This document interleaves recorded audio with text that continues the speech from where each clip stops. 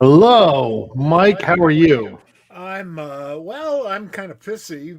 You wouldn't like me when I'm pissy, but Well, I'll take it. yeah, I'll take it. it says right there underneath my name why Headphones I'm so suck. pissy. It's fine. I'm very happy to have you here. How are things going for you?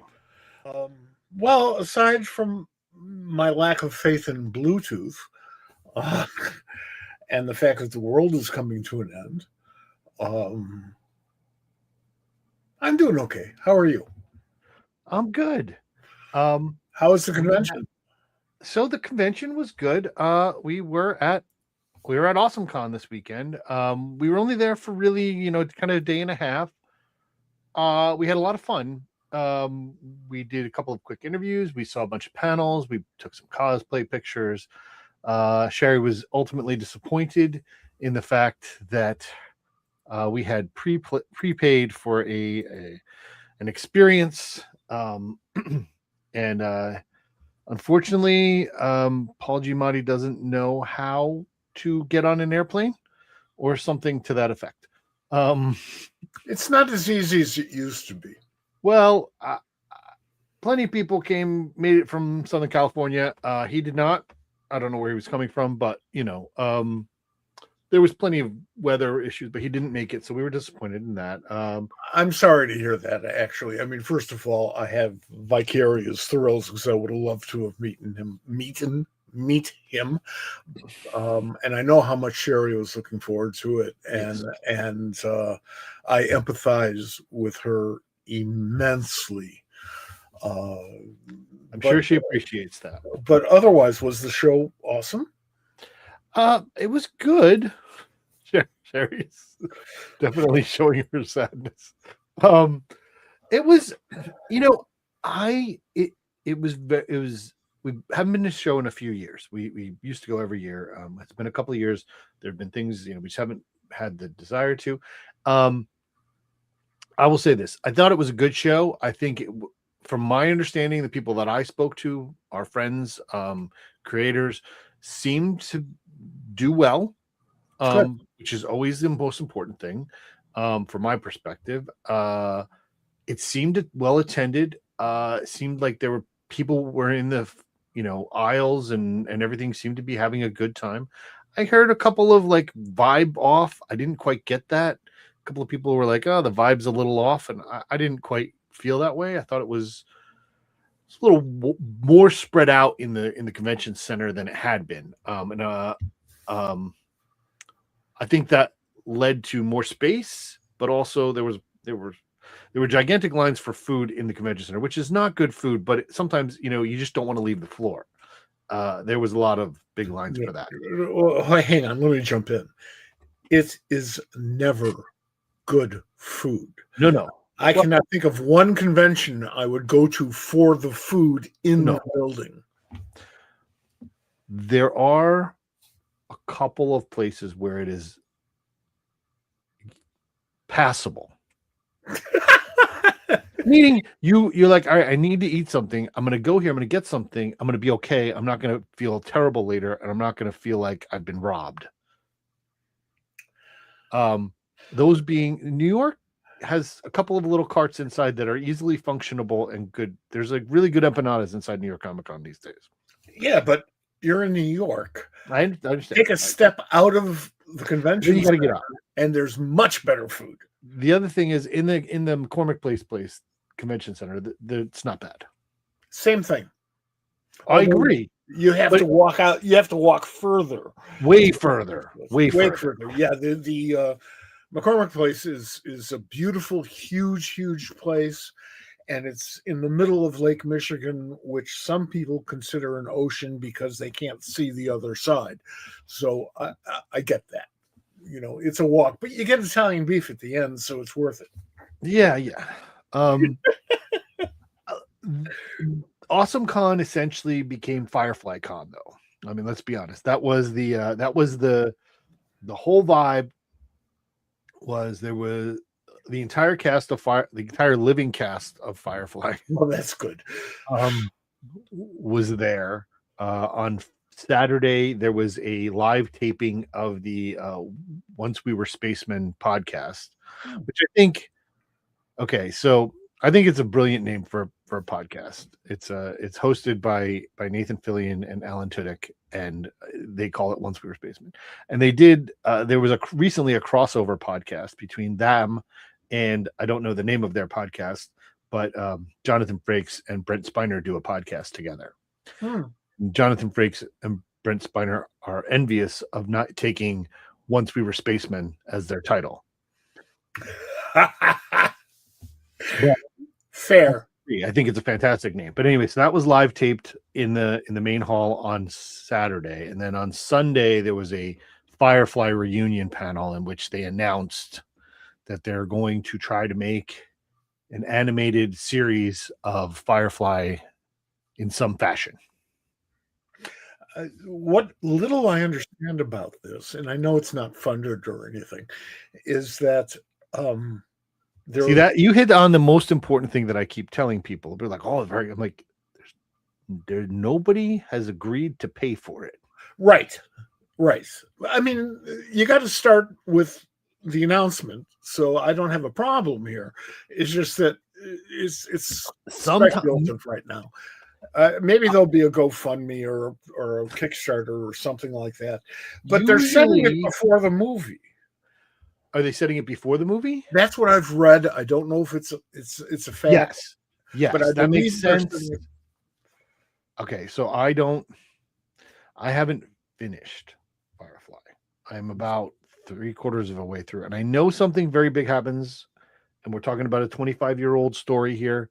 I know a massive thing happens. I'm just not sure if it happens at the very end of the first season or if it happens in the movie. So casting is an issue related to that very big thing. May be an issue, yes. But usually when you make an announcement, you have somebody agreeing to pay for it. Like, I get that the actors will probably take back end stuff because they want to do it and get involved in their stuff, but people need to draw it, and they are going to want to get paid. Oh yeah, and I'm sure whomever's masterminding this, seems to be Nathan, has a good idea. Well, maybe he's got the bucks to do it. It seems to me from the Awesome Con and from the coverage that it's gotten elsewhere in the past week that they may be looking at going to a crowdfunding mode, which is fine by me. That's fine too. Like, listen, it's a fun show. I had a conversation with someone on Saturday night. We went to dinner and we're talking. It was the buzz. It was the talk. Everybody talked about it. It was Tom King. His spotlight panel was opposite programming to the Firefly panel. So, like, I don't know how many people went there, but you went to Firefly instead of to Tom's panel. Well, I didn't go. We left a little early. We didn't go to the Firefly. We didn't go to the show on Sunday. Perfect. No, we did not. We can talk about that later, but it was a big thing. So, it is a show with a certain audience. The creator is problematic, to say the least. I know that may be an issue with newer fans, maybe not wanting to be invested in it. I know that Joss Whedon, who is the creator, has given his blessing. I don't know that he's involved, which is weird considering. My understanding is he's not involved, and that they didn't really need his blessing. That they don't need his blessing? No, they needed Fox's blessing. Interesting. It's now Warner's or Disney. Disney. It's now Disney. So I'm sorry, can't tell the players without a very small scorecard. It's all David Ellison's. Not Disney. Okay. It's either his. You got a 50-50 shot basically these days. No, but it's nice to see that Ellison got a sweet shout out from our Minister of War last couple of days, saying that's what CNN needs him, and I'm thinking this is the reason why I no longer watch CBS News in any form whatsoever. So yeah, it needs him, all right. Anyway, that was that. It was our first. Listen, we can talk about this forever. We're going to talk about it. We will. It'll just seem like forever. It was a great show. I enjoyed being at a show. It really, kind of got me going. Gonna next weekend, not this weekend, but next weekend we're gonna be at Planet Comic Con. See some friends there. Kind of set up. I will see at least 2 people who are already booked on the show for after that, so that's fun. And I'm looking forward to Ithacon, which is next month for the both of us. Yeah. I miss Kansas City. I've had nothing but good times there every time I've gone for any reason, but certainly for the conventions. I envy you that you're going, but you did promise to mail me some barbecues. I will mail you barbecue. So we'll find out how that works. You can get barbecue sauce in the airport there. Yeah, you can get barbecue sauce anywhere. And you can get good barbecue sauce there. You can get Gates and Arthur Bryant's and all kinds of good stuff. But it's the beef. Mm-hmm. It is the brisket. It is the butt ends. It's good. I'm making myself hungry. Not a good idea. So, since you brought up the war, sorry, let's talk about First time the war got a laugh. Yeah, well, so we have a bunch of stuff that I'm gonna kind of bring in to our guest. We do have a guest tonight. If you haven't paid attention to that part, Sarah Cooke is going to be here shortly, and we're going to talk to her about her upcoming Kickstarter. We're going to talk to her about some other things, and I have some hold on things that I'm gonna bring her into the conversation. But one of the things I wanted to talk about was that let me read this off of the according to Fantagraphics editor Mike Catron, Fantagraphics Books learned today that a cargo vessel carrying the full print runs of 2 of our books was struck by an Iranian missile in or near the Strait of Hormuz. As of the latest report I saw, that the ship has limped to a safe port. We hope that everybody's okay, or that the crew is safe. Obviously, books are books, and we hope books that they're not destroyed. They can be reprinted for our friends at Fantagraphics. Yes. The 2 books on there were the Atlas Comics Library number 9, Adventures into Weird Worlds Volume 1. And also Bitchy, The Exasperating Existence of Midge McCracken by Roberta Gregory and Helen Chazen. That's pretty terrible. I'm looking forward to, by the way, both of them. Both of them, yes, I know that. I know these are both very interesting.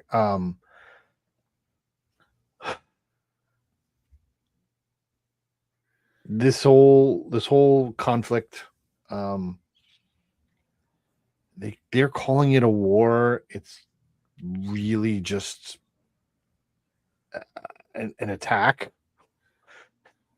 A war kind of means that there are 2 combatants, with some level of this is just America being a bully. A stupid bully. Yeah. Because a real bully at least wants to walk away with your lunch money. Here, we don't even have that as a goal. It's interesting.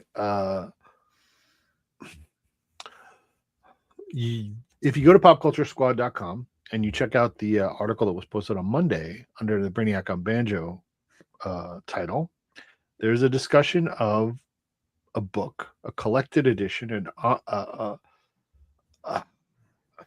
a heavy tome omnibus called of the Nam. Yes. I wasn't a huge reader of something like that at the time that it came out. I was still a teenager, and Yeah. it felt like a homework a little. Um, um, but regardless, it it just shows how much uh, you know comics have used historical um, uh, and real events to to tell stories, whether they're truthful or just inspirational. Um, and I can't imagine any comics coming out of this conflict that are anything other than satirical. I agree, although that's a challenge. Um, I the editor in me says that's a challenge. The reality of it is that in order for it to generate noteworthy storytelling, it's going to have to get a lot worse, and I don't want to pay that price. Sure, sure. So I'm okay with that, but your point is extremely valid. This is a war in search of supporters, and it's failing miserably. It is failing miserably. We are isolated. We have one country on our side for obvious reasons. Well, we're on their side. Let's be honest. Well, I don't know. Yeah, sure. I mean, I don't know what's in it for essentially, Trump, but that is always the statement I can make. I don't know what's in it for Trump. He's a lunatic. He's dangerous. He's a dangerous lunatic. fair. Your opinion may vary. Oh, I have plenty of opinions. All right. Well, listen, our guest is in the green room, and I want to get to her very shortly. I'm just trying to see if there's anything else I wanted to talk about. We're going to talk about some award type things with our guest, things that she's involved in, and some other things as well.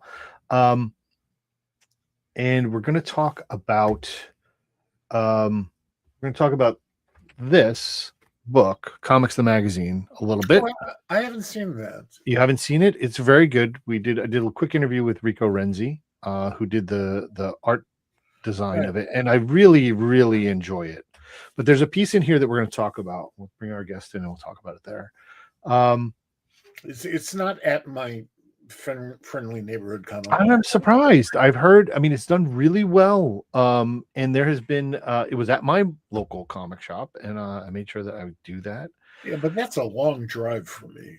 Yeah, well, you shouldn't. So Ed brings up something, and I had this on the list. Did we talk about the Green Lantern comments yet? Are you familiar with this issue? I don't know. What is the issue is, we'll talk on it briefly, and maybe we'll get to it later. Maybe we can get some of it. It has to do with gatekeeping. The issue is that about a year ago, Damon Lindelof was on the Love It or Leave It podcast, John Lovett's podcast. Mm-hmm. And he said that, green is stupid, so we just dropped it and called it lanterns. And now this was a while ago, right? It's a pretty stupid comment. Dumb joke. Well, Grant Morrison saw it, and and Grant said something. What did Grant say? Well, Grant said, "Why the only people who care about this are Green Lantern fans? So why would you alienate the only people who care about this?" And that's logical. That's pretty stupid to do that. And why do you have to hide your nerddom and all of that? And so Damon Lindelof responded to Grant's comments and basically apologized. Good for you. And acknowledged it being stupid. I'm reserving my judgment on this series until it comes out. I'm not as enthusiastic as I was before this weekend for reasons. For what reasons? I talk to people. We talk to people all the time. Yeah, What well, I did talk to they say? people who were in the room. Uh-huh. Um, Well, one of them plays a lantern. well, you know what's interesting. So that's what was said, and I think Grant was right. I think that Damon's response was good, and I thought that it showed thought and concern. Obviously, he doesn't want to alienate. He doesn't want Grant to cause a protest by the one people he needs to come watch the show. But But if anybody were to organize a protest, the one I'd be most interested in going to would be one organized by Grant. Sure. Anyway, I am hopeful for it. I will say this, Ed, that I hope that Tom was able to keep everybody keep the eye on the prize. I think that would probably be his biggest thing.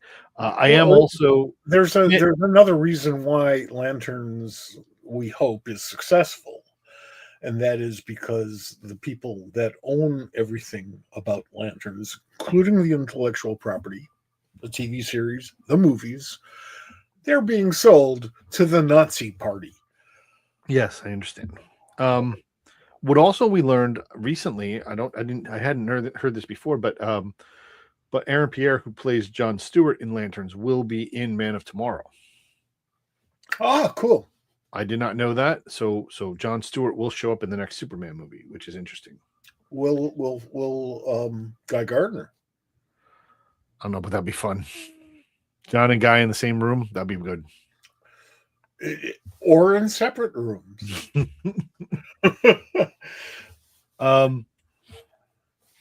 It's a thing. It's an interesting concept. Like this whole it brings up this conversation around the Lanterns comment brings up kind of gatekeeping, and something that's out there. There was a couple of panels that kind of mentioned it that I was at. One of them really quickly was the panel was Philip Kennedy Johnson was on the panel, and they were talking about Supergirl, and someone asked, if they thought that it would be a good idea to have the Legion of Superheroes show up in some sort of event or some level in the DCU related to Supergirl. And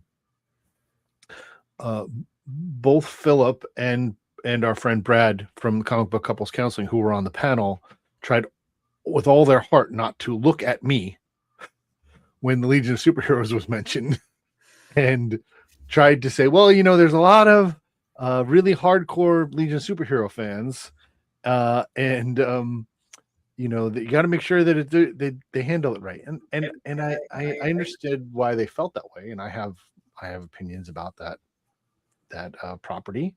Well, of course you do. I'm going to out you. Cosmic Boy was based on you. Cosmic Boy was not based on you. There's a Legion of Superheroes poster over here, but that's not the point. It is I did not like the most recent Legion of Superheroes, but I don't want people to not like it. I want people to like it. I didn't think it was a good comic. It was definitely not a good Legion of Superheroes comic, but I didn't think it was a good comic in general. But I'm not out here screaming, telling people they shouldn't read it or they shouldn't like it, or defaming the creative team behind it. I hope it's good. I want to have more to enjoy. But you know what? As was said on a couple of panels I saw, you know what? The one that I fell in love with is on the shelf right over here, and I can go read that if I want to. Well, yeah, that's true. That's always true. I think they screwed up the Legion irreparably with Crisis. Well, no, but we can spend hours on this. Yeah, we can. I understand that, but still, that was something that should have been planned for. You mean like if you go into a war with a country that there's a strait there that everybody has to go through that you should think about? Something like that.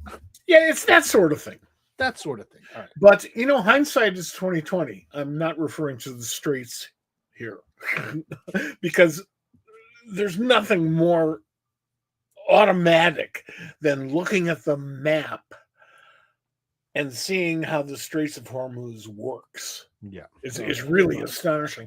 But aside from that, yeah, that's an interesting analogy. All right, we're gonna bring in our guest because Okay. we have to do this, and we have lots to talk about. But in the meantime, I want to say that it is a safe bet if anybody was having a question about it, that I will never ever cosplay as Mike Grell's Cosmic Boy. What if Mike were to join you?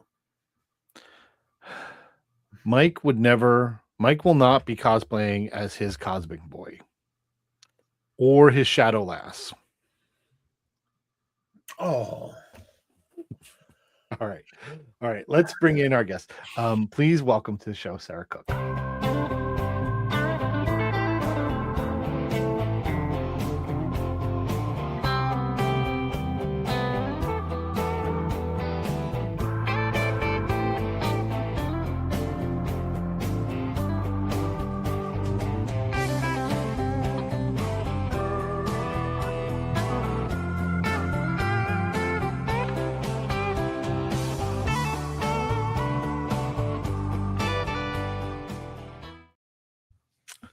Oh, hi, Sarah. How are you? Hi, Sarah. Good. Hi. How are you? Welcome to the show. Thanks for having me. I was talking to Travis Gibb this weekend. I told him you were going to be on the show. Oh, that's awesome. So there's the whole Summit Comics thing we need to get into as well. Yeah, definitely. But I think we should start off with the fact that next Tuesday is the launch of the 5th issue of No Spell Lasts Forever. Yeah. Can you talk to us? I'm gonna give the folks who aren't familiar with it. This is the tagline. I like the way that you kind of laid this out. Here's what it is: magic wielding criminal. Oh, geez, I lost my size. Here we go. I can make it bigger. Okay, magic wielding criminal Rosette Diamant meets an untimely death and strikes a deal with the devil for a second chance at life. Her task: to corrupt one truly good soul. But can she make good on that bargain? And what would failure mean for the fate of her eternal soul? And so you're 4 issues in of this. It's a 6-issue arc, the first arc of this. I have read the first 5, and I enjoy them tremendously. What does this book mean for you? And for people who aren't familiar with it, what do you think they're going to find in it? Yeah, I think for me, I think Rosette's her arc is kind of all about her learning to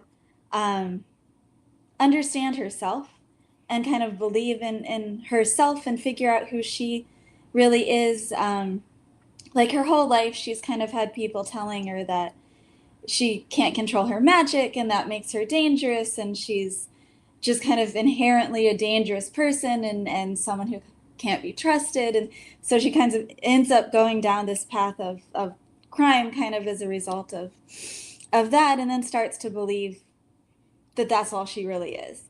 Like doesn't see her own kind of better angels and doesn't really believe in herself. And that's what the story kind of demands her to ask of herself is like, can she be better than, is she someone who really is just kind of like a bad apple who can corrupt a good person without thinking about it for her own gain? Is that who she really is?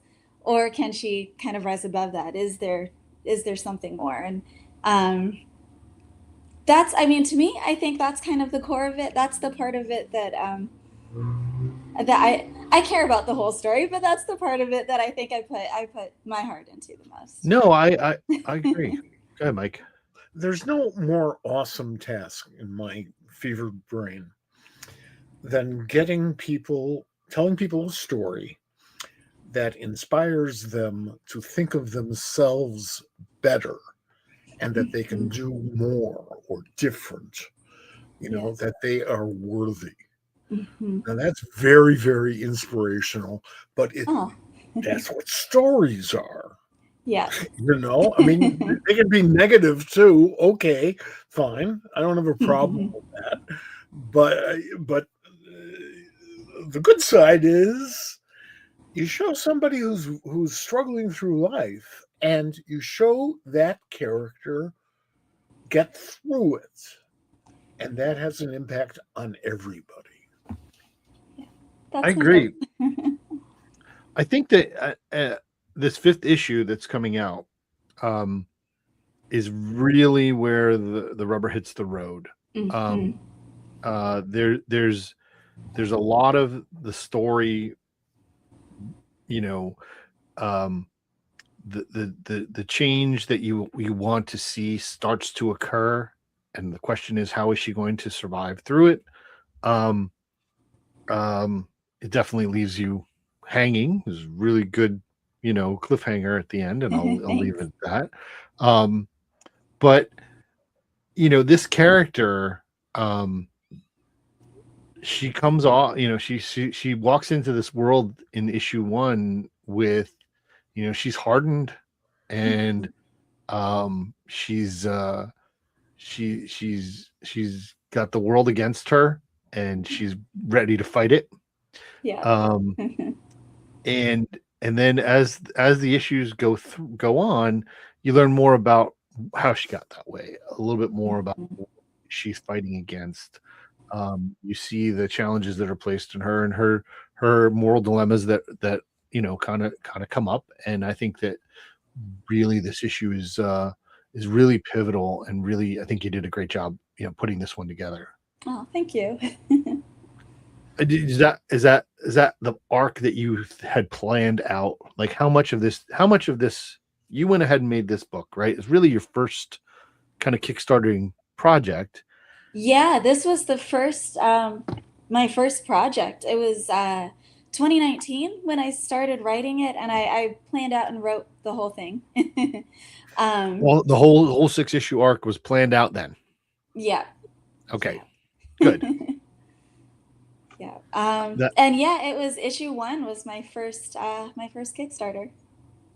so that and now you've got that, plus there are the other anthologies, Faster Than Light, plus now you've written for Mad Cave. You have a 10-page story in Flash Gordon, plus then there's this new book that just came out last month, right?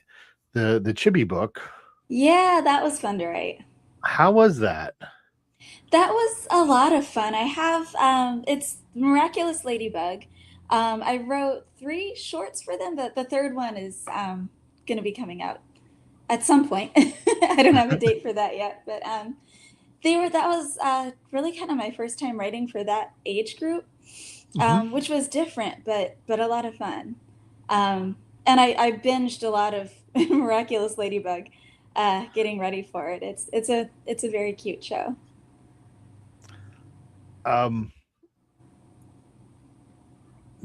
let's go back to the beginning a little bit here. Take a step back. So what brought you to comics? This is You said you've um you know your first book was in 2019. Mhm. At this point in your life, what was it that made you say, I need to write comics? Yeah. So I've always really been a writer, and I've been a reader and fan of comics for a long time. Um, but before I was writing comics, I was writing a lot of poetry and essays, and I still do that. I still love writing poetry, and I've been um, thinking about getting back into it a bit more, actually, or maybe kind of trying to do some like poetry comics at some point. Mhm. Um, that'd be down the road, but and that was where I kind of had the most experience, and where I really like kind of felt comfortable, like I sort of knew what I was doing with that kind of writing. But I think there was a part of me that really wanted to try writing fiction, and I just had these like insecurities about it, and I just felt like it's so different, like scripting out a story is so different from writing a poem. And I think I just had these, I don't know, insecurities that piece of it I wouldn't be good of, like the story structure piece of I wouldn't be good at. I didn't really have like a logical reason for thinking that because I had never really seriously tried it. Like I'd written a couple really short stories here and there, but I'd never really seriously given it a shot. But I just really wanted to give it a try. And a friend of mine who's a screenwriter wanted to write something together. And I think it was maybe 2016. Um, she pitched the idea of a web series. And we wrote that together and actually did an Indiegogo campaign for that even before my first No Spell in like 2019. I'm losing track of time. 2019, 2018. Pre-COVID, it's all Pre-COVID, right before COVID, we got in, like the very early days. Right, and but yeah, so that was, I think, kind of writing it with her, and she had a lot of experience as a screenwriter and was very good at story outlining and scripting, and kind of having that experience with her made me feel like, okay, maybe this is something that I can do. So I wrote a couple of comics before No Spell just to kind of get used to writing for the medium, and never didn't feel like I really wanted to do anything with them, but I think learned a lot kind of doing it. And then No Spell was the first one that I felt like, okay, this is up to a point where I want to actually make this. You seem like a very methodical person. I mean that as not just a compliment, but high praise, because we don't see much of that anymore. Would you? Is that your part of your self-image? Do you really plan things out that way? I mean, that's great. I really do. With writing, I have pretty detailed outlines. I do try to leave some space because there's always stuff that changes in the writing process, and I don't want to be so committed to an outline that I'm not willing to change as things go on. But I do plan things out in quite a bit of detail. It just helps my brain. I know there are writers who don't do that and who kind of figure out more of it as they go along.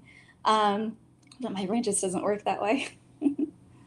It's the writers who write the ending first that confuse me. And there are a lot of writers who do that of fiction. I mean, if it's nonfiction and you're writing the ending first, you're skipping ahead. I mean, come on.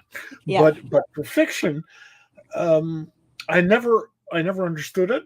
I had the opportunity to discuss it with one writer who always did that, and that was Mickey Spillane, who was a really nice guy. I mean, I had more fun talking with Mickey Spillane than most people, I'll tell you. And he would always write the thing from the end, this is the end. And everything else leads up to that. And I said, well, how do you do that? I mean, what happens if on that trip you wind up taking a different road and the ending doesn't work? And he says, well, that never happened.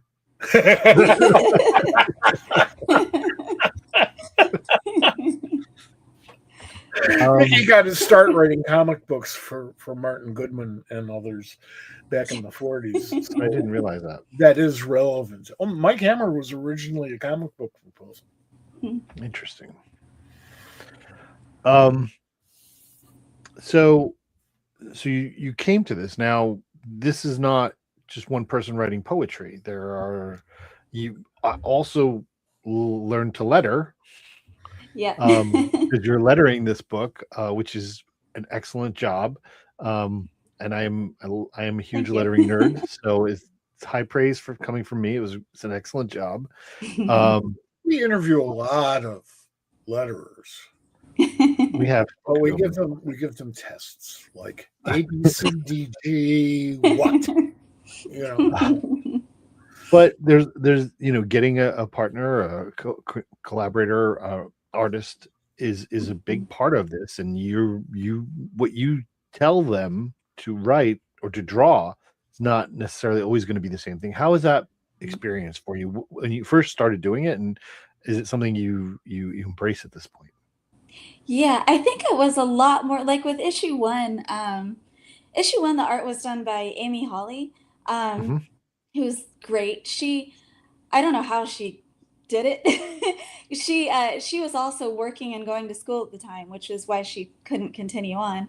And then since then, I've been working with Easy to Savino, who did the back cover starting with issue 1, and then a bunch of the promo art.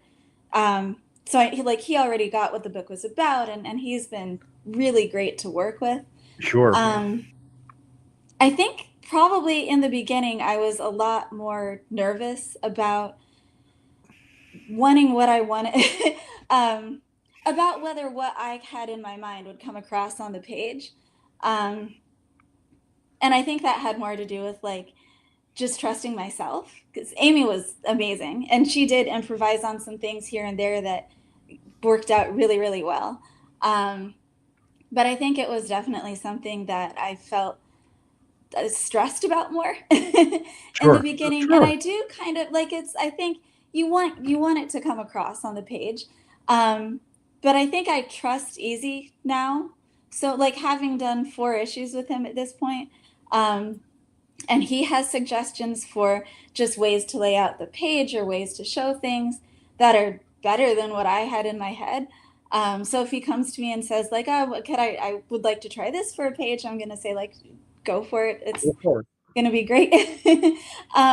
So I think the thing for me is like I do script in a fair amount of detail, but it's more kind of for my own, making sure that I've got everything in the script that needs to be there. If there's something that needs to be seen on the page, it's there. But I always tell my artists at this point, like, as long as the important things are there, like we see the important things, if you can think of a better way to lay things out, go for it. um, but yeah, I think I do still have, I guess, a little bit of anxiety about it, but I think I kind of channel that anxiety more into like making sure I have what I need to have in my own script. Um, and then You as can long as it's use there, anxiety as fuel. I try But to. I'm serious, but you have to choose to do so. Creative Yeah. writing is a high Yeah. wire act. Hmm. And if you're so accustomed to walking across that wire that you're not the least bit anxious, Yeah. you ain't working hard enough. I think that's true. You're just replaying the same old shit. Yeah. So Hmm. use that anxiety. It's a good force. I agree. So, for anybody who's watching and you haven't paid attention yet, in the comments to wherever you're watching this, there's a link to the launch page for No Spells Last Forever, number 1 through 5. You can go there and you can click on the save this or remind me or notify me when it goes live, which will be next week. There's already 101 saved followers. I was 101. Oh, thank you.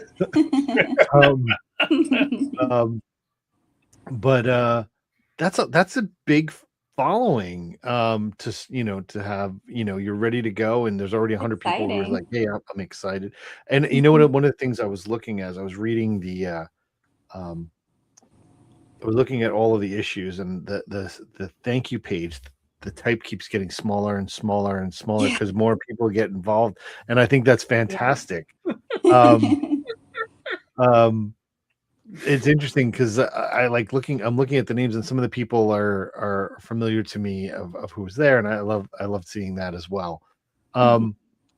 And I also noticed that you have, while you've created 7 Kickstarters, you've also backed 205, and I'm like, Yeah. wow, that's a lot of Kickstarters. And then I looked, and I backed like 280 something.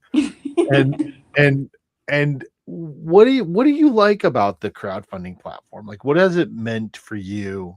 I mean, obviously a lot, but why do you think it's so important? I think uh, it allows you to to get your comics made. Um, for me, it allows me to get my comics made without having to just get them out into the world. It's a platform that without that platform, I wouldn't have gotten these comics made. And I think getting my own comics made has been kind of a launch pad into getting to do things like Flash Gordon and stuff like that. Being able to show that I have a track record of finishing projects, and I think it's helped me with some of those things. And then as far as just Finishing kind of, is a theme that's been running through lately. yeah, Finish your thing, finish it. Whatever it is you're doing, finish it. just get it done. Done is Even better if than it's good. not perfect, just put it out there. Nothing is perfect. Yeah. These are stories. It's interesting. Perfect.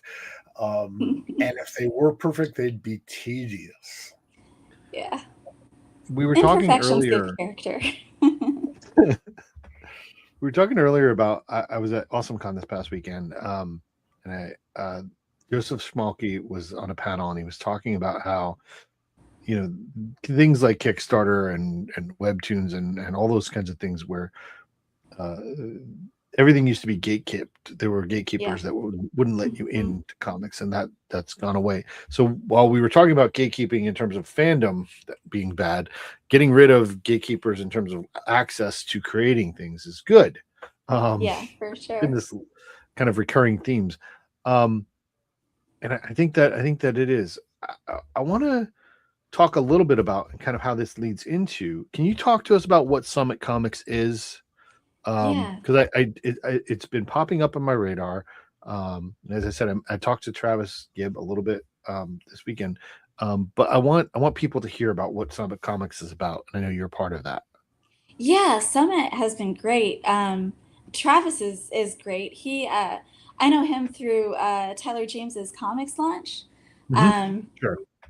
So, and he reached out to me and asked me if I'd want to write for Summit, and I created a superhero. Her name is Scarlet Scion, and her backstory is in the book that was in the most recent Summit Kickstarter. Right. The Pinnacle launch number book, 1. right? Yeah. And then she'll have more of her story kind of going along in future anthologies.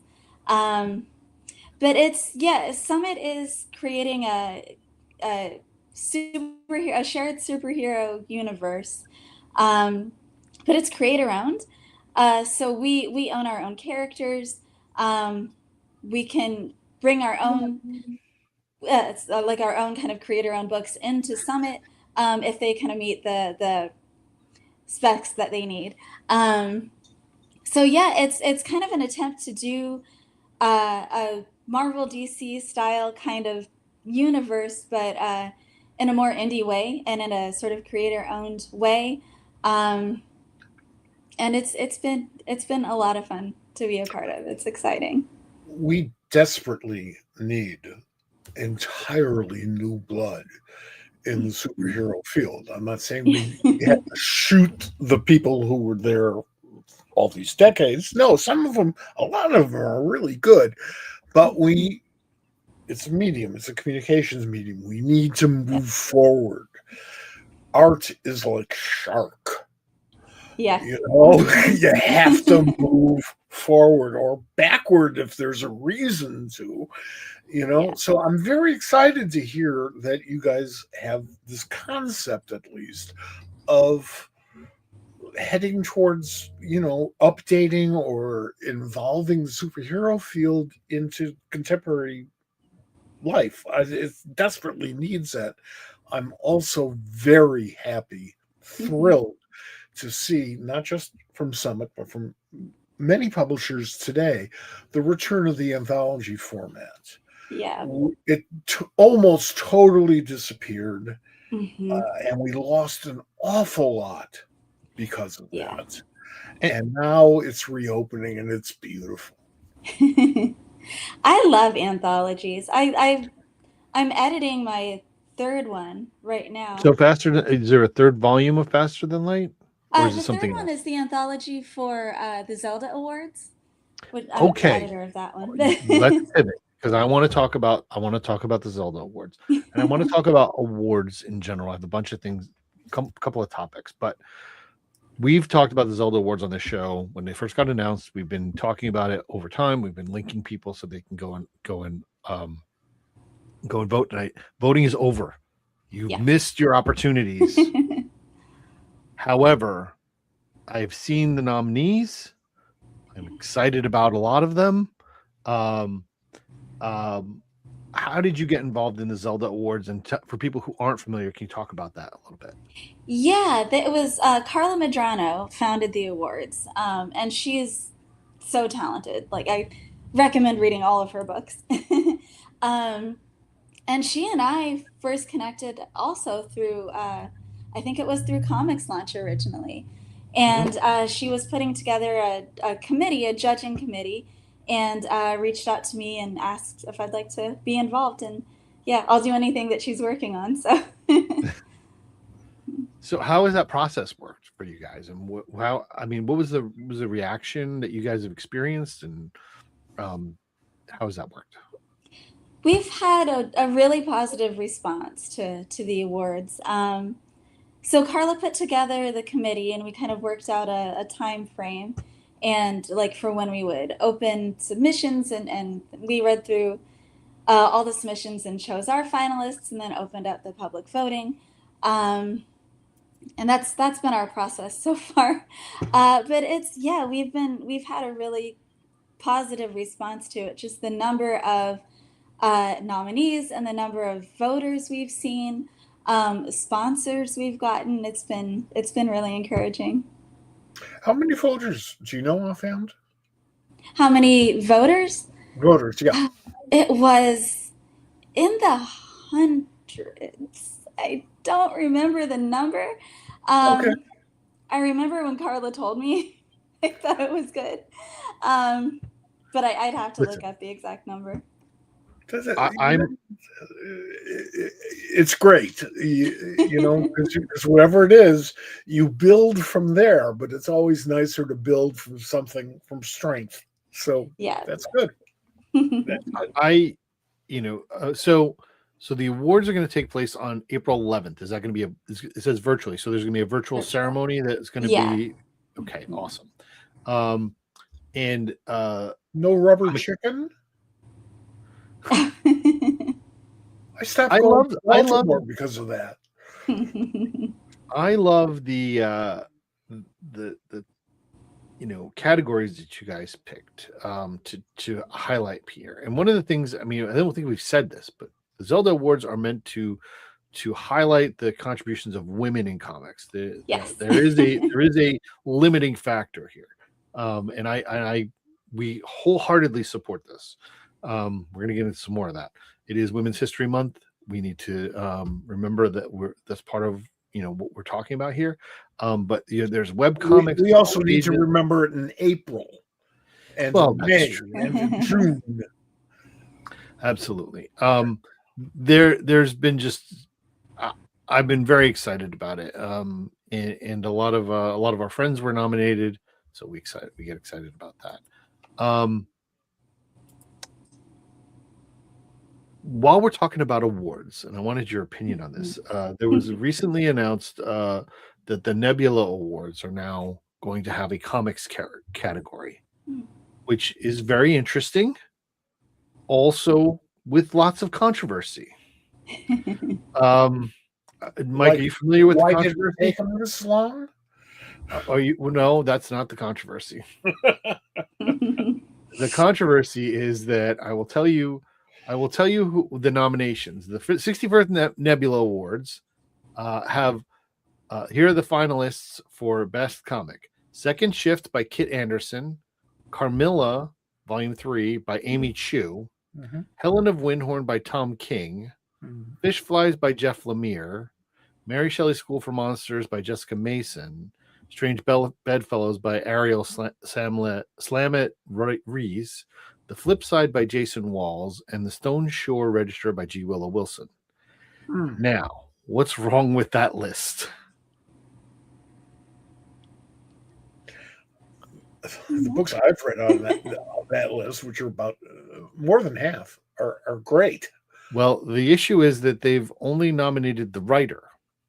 Oh, I thought you were just being kind of peculiar there. No, those are the actual nominees. So these people just don't have a clue what makes comic books. Yeah. Right. After 61 years, they haven't figured it out. Okay, I'll get pissed later.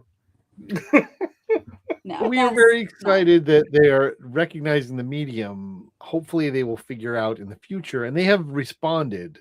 The SWA SFWA, what is SF? Science Fiction and Fantasy Writers Association, which is the presenters of the Nebula Awards, have responded and said, let's see, please write to us to suggest changes to the process. This is an excellent window for feedback. Number one, don't invade Iran. Number two, that is good advice. Listen, nobody listens to Vizzini. Never get in a land war in Asia. But I mean, those are great books, and we're excited about that. We're excited about the recognizing of this medium, right? I mean, what do you think, Sarah? I mean, you've obviously got involved in this thing to recognize people, and I think it's important to do that. We also got other news this weekend about awards that the Ringo Awards are adding a category and modifying one. That's something we kind of report on here. They're adding a category for best comics related work, meaning not comics, but like something about comics. Apparently, this would qualify because it's comics related. Comics the magazine, or other things, or the book, some book about comics. I happened to run into the executive director of Baltimore Comic Con this weekend, and we talked about it. And I said, "That's a lot more books you have to read." Yeah. He said, "Yeah, I didn't really think that through. I'm not sure about that." We know people who have judged at various awards, and certainly out in San Diego and stuff. That's and exciting. That response, Martha Thomas has had this last year, I think. I love being here. I want to be here. I said yes, but damn, there's a shitload of books here. Yeah. And most of them are good. They're worthy. Yeah, good luck.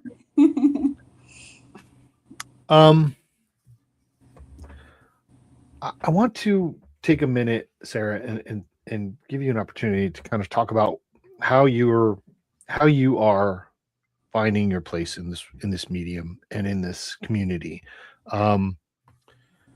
Obviously the Zelda Awards is something you're part of. You felt it was necessary to be a part of something that is women centric, and celebrating women. It is based on, I don't know if anybody saw last week's episode, but we talked a lot about some napkin math, which I still have remnants around here, where the lack of women in creative roles, in high profile creative roles, particularly. How do you feel that your place is, or your role is being accepted in this field? And what would you like to talk about with that? Yeah. I think I personally have had the experiences that I've had in the industry have been so positive, and I feel really lucky for that. I think as far as women in the industry and the Zelda Awards, the importance of it, I think that I feel like there are so many women creators, but they're not. I think it's not recognized that we're here, or that there are as many of us as there are.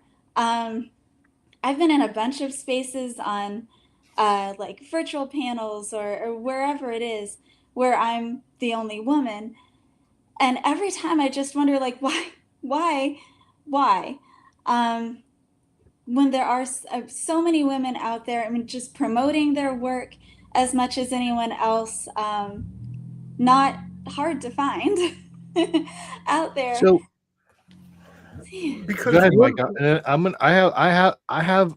There's a method to this madness. We're gonna get to something very concrete. So go ahead, and then we'll. So I guess I think the thing is, for as far as the Zelda Awards, I think the intention, and my intention at least, is to kind of to just say like this is the work that women are doing, and it's we're out to make it visible, because I think if we're not, um, it's easy to kind of overlook, I guess, women creators if um, they're not in your circle, or they're not, or you're someone who hasn't worked with a lot of women. So trying to make it harder to overlook, and say, I'm trying to make it more obvious. Like, no, there are a lot of women in the industry doing really amazing work. I think is kind of my hope with it. Like, and I know, like with Summit Comics, I know that they're aware, and wanted to have, like, we're aware of not just hiring the same people they had worked with all the time. I know that was kind of a point that they made, and I was impressed by that. And I had that conversation with Travis as well. Yeah, That he more was of very that. well. He looked. He what? I'm gonna out him. He said we looked around and they said this is a bunch of old white guys. We gotta get some representation in here. And having that awareness is awesome, because I think a lot of the time it's not intentional. That, I mean, maybe sometimes it is, but I think a lot of the time it's not necessarily intentional that you end up with just groups of a bunch of white men. But there's it's a people you work. default intention. Yeah. And that default is you don't have to think like, well, women can't do this. Mm-hmm. All you think about is men doing that. Right, that's exactly what it is, and just the people you've always worked with, and it's easier, I guess, to work with people you've worked with in the past. And It's faster. mm-hmm. So so I appreciate that perspective. Absolutely. And I want to get back to No Spell, but before we do that, this book came out, and I kind of mentioned it earlier. Comics the Magazine. Prana. I don't know. Listen, it's Adam Freeman's thing. It is published by Prana DM LLC. The publisher is Adam Freeman. Editor in chief is Joe Keating. Rico Renzi is the art director. Megan Marston is the director of operations. This is a magazine about comics. It's about comics that are coming out. It's interviews with people about how they've gone through creating things. There are comics in comics. There are Chew comics in here. New Chew comics in this comic. There's some retrospectives. There's some really cool stuff. I really like this. This has been missing. I think they did a good job of it. There's some fanzine history in here. There's art. There's art. There's advertisements for people, and it's really, really interesting. I have an issue, and it's not with the book. It's with the data that's in the book. I'm going to tell you. So this, at the end of it, there are these power rankings. This is the Pull Box Power Rankings. It has the top 10 titles. There's 9 titles in the top 10. 8 of them are either absolute or ultimate. The other 2 are Amazing Spider-Man and Batman. The top 10 publishers, they're out there. Some of our favorites are there, but there's top 10 cover artists, top 10 interior artists, and top 10 writers. And this is based on some sort of Pullbox Power Rankings are based on pre-order and subscription data over 60,000 consumers across more than 500 comic shops. This ranking is compiled from single issue comic sales data gathered by Prana Direct Market Solutions, using point of sale information provided through managed comics and comic shop assistant POS systems. Of the 30 people that I just listed, cover artists, interior artists, and writers, there are 2 women. Yeah. Mm-hmm. and a lot of dumb people behind the others who don't read enough. Yeah. One writer, Mhm. Kelly Thompson, Hmm. there, and one artist, interior artist. There are no cover artists that are women listed here. The one interior artist is a cop out. No offense to Jordy, but Jordy is not a line artist. She's a color artist. Mhm. All the other people listed here are line artists, and Jordy is listed as an interior artist. Interesting. I Yeah. was upset about this. Yeah. I was on the floor of Awesome Con in the Creator Alley area, and I said, "Look at this, guys! This is ridiculous." Yeah. And I was questioned. I was like, "Well, who can you think of? 5 women off the top of your head?" And I'm like, "Yes, bang, bang, bang, bang, bang." Right. Yeah. Mm-hmm. That's These the people thing. are, you know, Yeah, like there is still this perception that there aren't that many women in comics, and you hear people say like, "Oh, well, I'd love to work with more women," but like, where do you find the women? It's like, we're right here, and there are a lot of us. Women have always complained about being invisible. And then every goddamn day we prove them right. yeah. The conversation I was having with is with a creator who's been in the business. I mean, he's my age, I think. He's been at this for a really long time. Came up with friends of ours, Mike. And I said, help. He's like, well, what about who can you name? Can you name? And I'm like, okay, well, yeah. Like, you want artists? Here's artists. You want writers? Here's writers, and they're all good. And he's like, oh yeah, oh yeah, oh yeah. Yeah. But and then we had the arguments that there are people out there who are still getting work for big named books, who should stop doing that. That there are people still paying Frank Miller to do covers for some reason.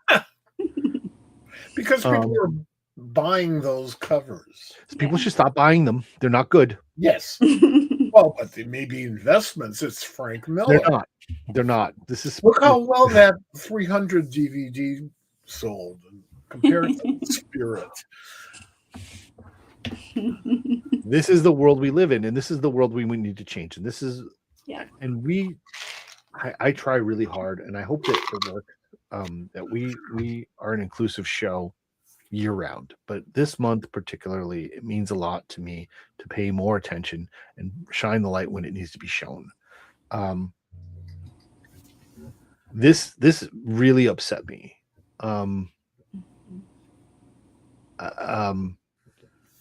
So I don't know. Somebody else has anything to say. Well, it's good that you're upset, and I'm not. I don't mean that sarcastically. The only way out of this that I can think of is to get more women involved, more brilliant women involved, because we want brilliant men involved, so we should have brilliant women involved, and they need to go to the conventions and speak up, like they're marketing themselves, because they're not just marketing themselves, they're marketing a movement. Well, a movement that is critical. The more brains we get creating comic books, and I don't care where those brains come from, the more options we're going to have and the better stuff we're going to read. It's just that simple. The more variety of types of stories. And, in a medium that 20 years had no variety, maybe 40. So, one of the ways we can do that is getting people to, support this. No spell lasts forever. That's a great cover. It is a great cover. This is the cover to issue 5. I don't know if you've actually released this yet, but I'm spoiling it right now. It's live here. It's next week on Tuesday, a week from tonight. It launches. We would have had you on then, because we love to do launch night. So next one, we will try and let us know ahead of time, so we'll book you for launch Definitely. night. We already are booked next week. But this book is written by a woman, which is wonderful. It's about a woman, a strong character Yeah. who is trying to find her way. She's incredibly powerful. I mean, one of the things about her is that while she has questions about her intent and the things that she does in the world and finding her place there, she is a dynamite. And I would not want to be against her. I'll tell you that much. Me either. Where does that come from? What was it like for you to create? You said prior to this you did a lot. Just really one of your first forays into fiction to create this incredibly strong character. How did that come out of you? Did it surprise you? I think I knew kind of the sort of practice comics that I wrote before No Spell had powerful women characters, and I think I kind of knew just sort of innately that was kind of who I wanted my main character to be. And a lot of the comics that I read or movies and books that I like have powerful women characters. I guess it just kind of felt natural. Do you see yourself as a powerful woman character? I do. I do. Thank you. I most certainly do. But you're the creator here. You're the writer. You're the one selling comic books. Yeah. Are you worthy? I think so. I think I feel like the part of Rosette's power that I identify with the most, she has this kind of confidence, this like cockiness. In addition to her magic powers, she has this kind of very confident attitude, at least that she projects. And I don't have that kind of confidence, at least externally. But I think the thing that she does that's also really powerful that I do try to do in my own life is kind of the self-exploration piece, like trying to figure out who am I and who do I really want to be in the world. And that part of it, I think I do relate to. Bob, you really need to trim your tail. I know. Grayson has made it to the desk tonight. That's a great name. So what else? There was one other thing I wanted to talk about. So this book, one of the things I will say that I am impressed about is that issue 5 is mostly done. I mean, and you're going to kickstart it now. So the turnaround on that, how is that? Is that something that's important to you in turnaround? Is that something you found has worked well for you to maintain? I think I'm guessing that it works well to help maintain backers to know that when it's over, they're going to get something pretty quickly. Yeah, I really do try to have as fast a turnaround as possible. And with issue 1, when we launched the campaign, we had a handful of pages still left to be done. And I think Amy and I both realized that we felt a little stressed still having to kind of wrap that up at the same time that the Kickstarter was going on. And so ever since then, from issue 2 on, I've had the book, and Easy and I have had the book pretty much done before the campaigns. I think all I need to do is like a little bit of fixing some typos here and there in the PDF. But all the art is done, all the lettering is done. And I really do try to have a quick turnaround. I do think it's important for keeping backers and I think to get people to come back for the next campaign. If they had to wait forever for the last book, that's true. Less likely. That's true. Every once in a while, I miss an email that tells me, like, really need your address, your email address, or whatever. Well, I'm terrible at that. Yeah, I'm terrible I at know. it I too. try to be better at that too. I was like literally I'm not before. alone.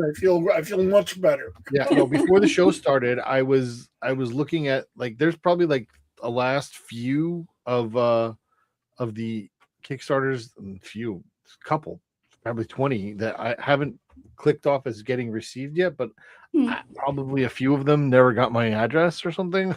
You have a list. You keep a If list. you go into Kickstarter and you look at the things you've done, it'll show you, and then you can click off if you've gotten them or not. You see, I try not to look at things I've done. Well, the problem is then you're going to end up and you're going to find the Scout one, and then you're going to get upset.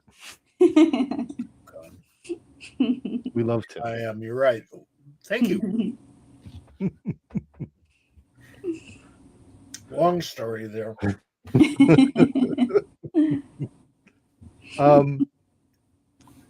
What are you looking to do beyond the, there's one more issue left in this series. Do you have things more that you want to do? Obviously what's coming with Summit you're excited about. I'm excited about that. This is a world you want to play in, you want to be here. Yeah, I really do.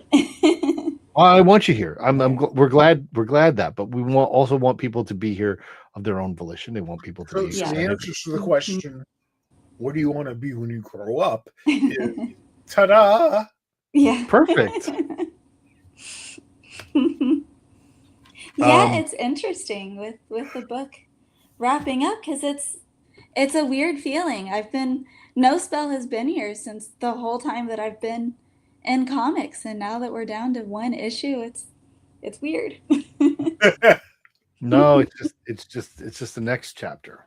Yeah, that's right. I want to we're kind of getting towards the end, but I want to turn a little nerdy. We like to give people an opportunity to let their freak flag fly. You said you've always read comics. What was the kind of comics that you enjoyed, before you got into writing them? Kind of. When I first got into it with like graphic novels, and I was like probably college age when I first kind of started reading some graphic novels. I had a friend who was big into Bone, and reading a bunch of Bone stuff was one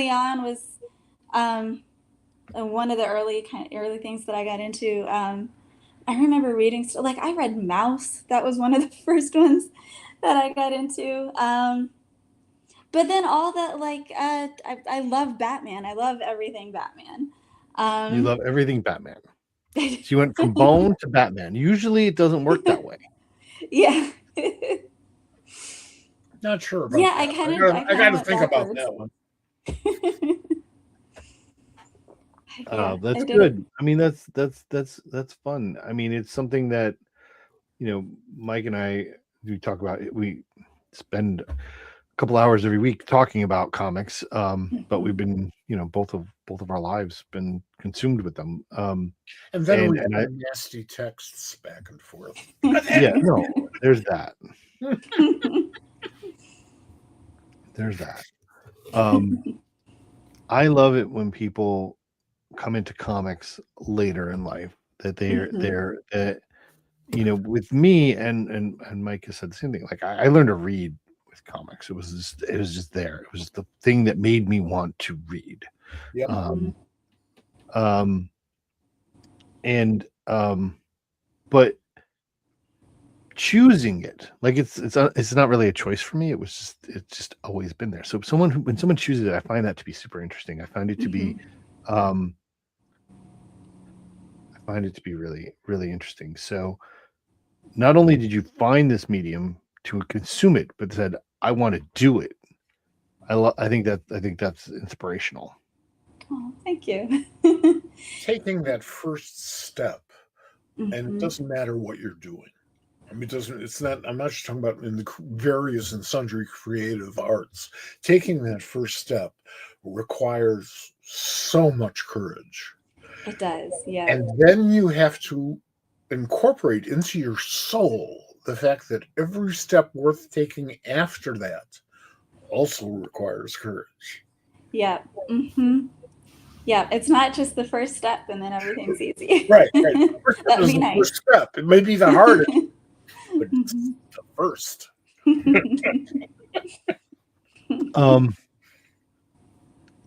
I want to take one before we close out. The one last thing I want to talk about.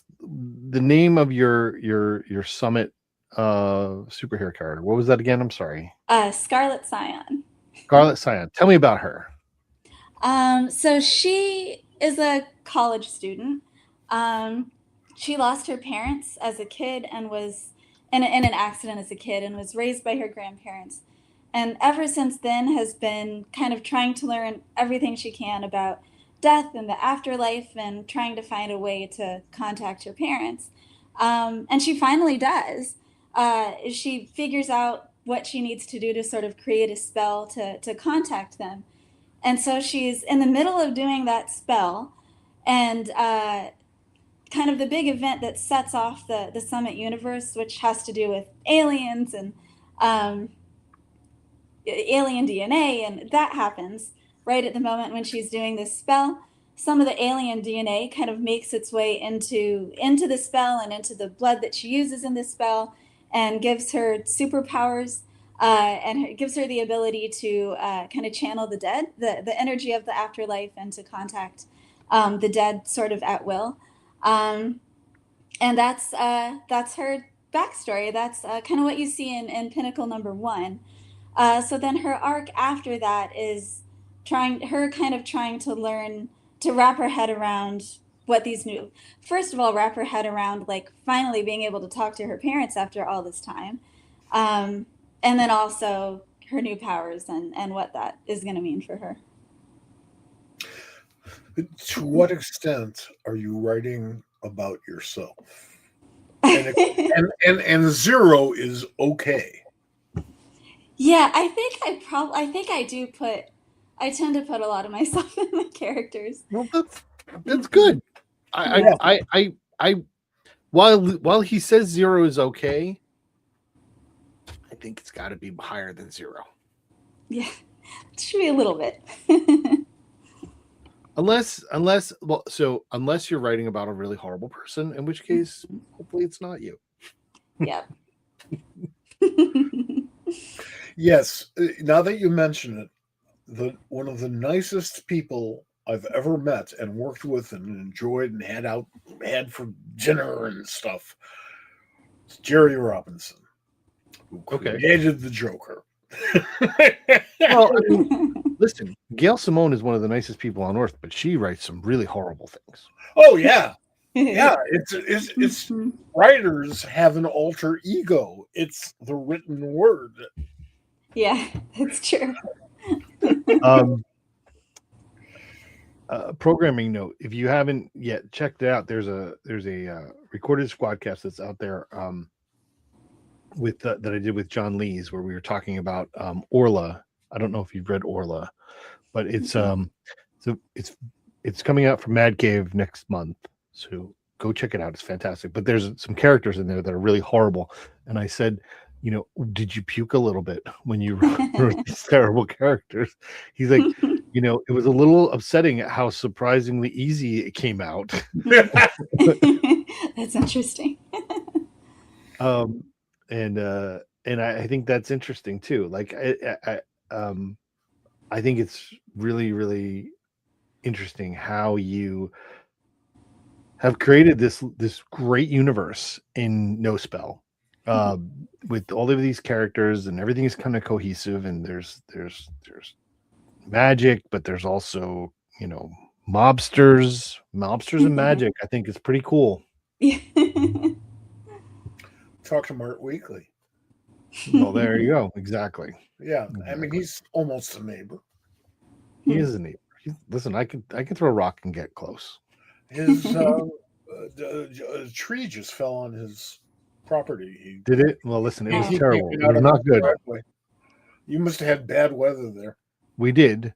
I lost power like for 10 minutes last night. Thankfully, Oh. I was not rendering a video at the moment because it had just failed. Thank goodness. 'Cause I would have been even more angry. That video you can catch on Thursday night.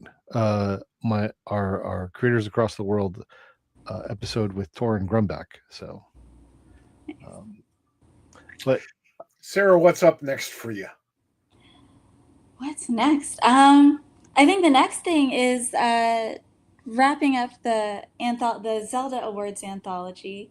now, tell us a little bit about that, because you mentioned that before. And what does that mean? What is the anthology? So it's we've got submission. It's mostly comics, a few short stories, and poetry too, from the committee members and also the nominees who wanted to submit work to the anthology. So it'll be coming out after the show. Is that going to be something that's going to be crowdfunded, or it's Comics Wellspring is one of our sponsors, so they're covering the cost of it. Okay, so is it going to be available then in the direct market, comic shops and stuff? It's the digital. The digital version is going to be available. We're doing a limited print run that's first going to go to the winners and the people involved in the book, and then our hope is that when Comics Wellspring's print on demand function is able to, it's going to be perfect bound. Right now, their print on demand is just for saddle stitch, but they're going to be adding hopefully some perfect bound functionality in the summer. So then we're hoping to make it available there, print version available there in the summer, but the digital version will be available for sale before that. That's cool. That's cool. I'm looking forward to that. And by the way, the beauty of digital comics is that if you had an iPad or a tablet of some sort, as I do, and you had, and I'm referring to Bob here, that 10-minute power outage, you can still read comics. That's true. Yes, you're right. I was going to say, but it's dark, but the screen is backlit, so I guess that's right. I'm looking forward to seeing this anthology, but Sarah, I'm telling you got a lot of anthologies that I'm looking forward to reading. So, hey. Sarah, thank you so much for being here tonight. This was wonderful. We are very excited about the 5th issue of No Spell Lasts Forever, which comes out next week. Starts kickstarting next week. We will share it on our social media, and we look forward to having you back. Thank you so much for being here. Great. Yeah, it was great to be here. Thank you, Sarah. Thank you. Thank you. Well, folks, fun. I love that energy. Yeah, absolutely. That is the energy of creativity. Yes. If absolutely. you're ever writing something or drawing something or whatever, and you feel that type of energy, you're doing something right. You're absolutely right. She was a great guest. We're looking forward to having her back. I want to remind everybody to follow, like, and subscribe to us wherever you are watching this, and wherever you do social media. We're Pop Culture Squad. Anywhere, go to popculturesquad.com, find the links there. You know who we need on this show? I'm waiting. Dean Haspiel. Well, we will listen. We are booked, and we are going to be even more booked. Listen, I will tell you that we will be here every Tuesday. We have guests out the wazoo, and I can't tell you how excited I am about it.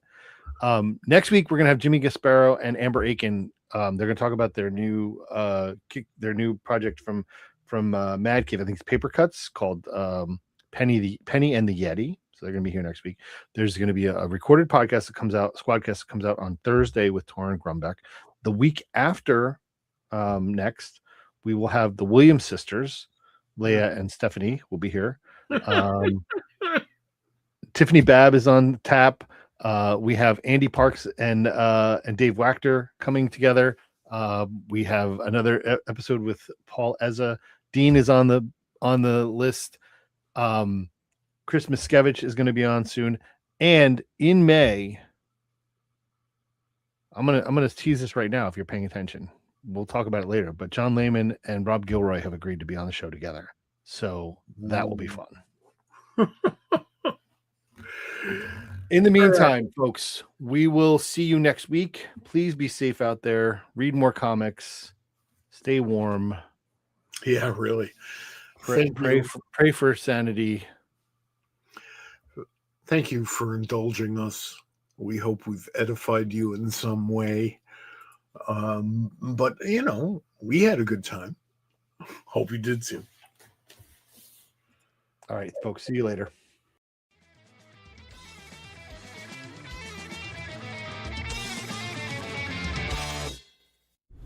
This has been a production of the Pop Culture Squad Network. PopCultureSquad.com. How do you nerd?